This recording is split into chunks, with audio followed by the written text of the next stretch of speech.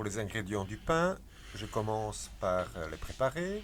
Dans ce cas-ci, un peu de basilic émincé, suivi d'un poivron, un demi-poivron à vrai dire, donc pas un piment, un poivron, qui lui aussi va être coupé en petits dés. Finalement, quelques graines de potiron, 10 grammes de sel pour un demi-kilo de pain. Et il est temps de rajouter la farine.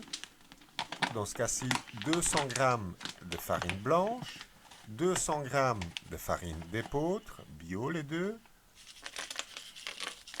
Et là, je vais mélanger mes ingrédients additionnels qui donnent une petite touche un peu différente au pain.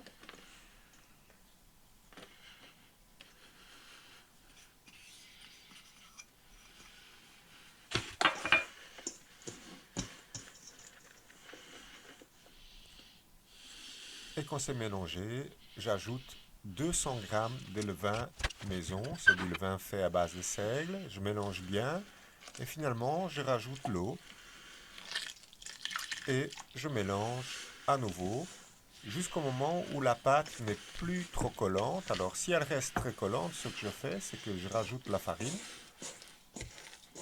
Ici, elle n'est plus collante, donc maintenant je passe au pétrissage pendant environ 20 minutes. C'est aussi pendant le pétrissage que j'ajoute le sel, donc 10 grammes de sel pour un demi-kilo de pain. Et finalement, je passe au soufflage. Et ça va durer pendant 3 heures et toutes les demi-heures, je tire le pain et je le replie sur lui-même. C'est ce qu'on appelle le soufflage. Avec de la levure, c'est assez rapide parce que le pain, il monte en environ 1 heure. Avec du levain, c'est beaucoup plus long. Ici, le pain, je l'ai soufflé pendant environ 3 heures, donc il a, je pense, un réseau de gluten assez bien développé, assez souple. Et maintenant, je vais mettre le pain dans un banneton où il va encore monter. Et donc ici, ce que je vais faire, c'est que je suis en train de plier le pain une dernière fois, ou quelque part le souffler une dernière fois. Et quand je mets le pain dans le banneton c'est le récipient dans lequel je vais mettre le pain, les plis, la couture reste vers le haut. Parce que quand on le mettra au four, on va retourner le banneton et donc la couture va être vers le bas. Enfin, la couture ou la soudure, je ne sais pas.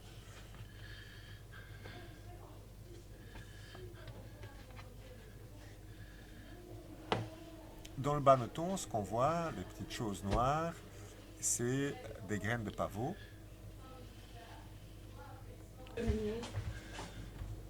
Et maintenant, je couvre mon banneton, il va au four à 26 degrés pendant environ 2 heures, 2-3 heures. Une fois que c'est fini, je le mets au frigo. Dans ce cas-ci, c'est une cave à vin parce qu'elle est un peu plus chaude qu'un frigo, elle est à 7 degrés. Et le lendemain, là, je le mets au four. Et dans le four, je rajoute un bol avec de l'eau.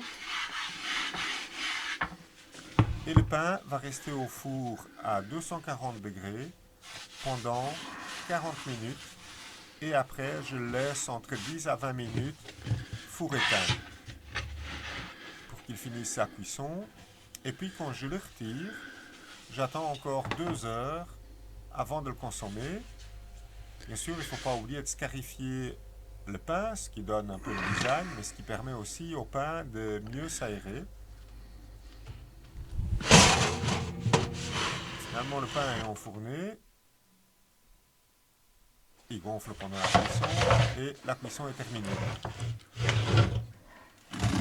Et ici, malheureusement, je voulais montrer la mie qui est très appétissante, très agréable, assez bien aérée sans avoir de grosses alvéoles. Donc c'était surtout des micro-alvéoles, mais une très belle mie. Malheureusement, je ne sais pas pourquoi. La caméra n'a pas filmé. Ceci dit, le pain, il s'est un peu dégonflé avant d'aller au four, mais il était très bon et différent de ce qu'on trouve en général dans les boulangeries.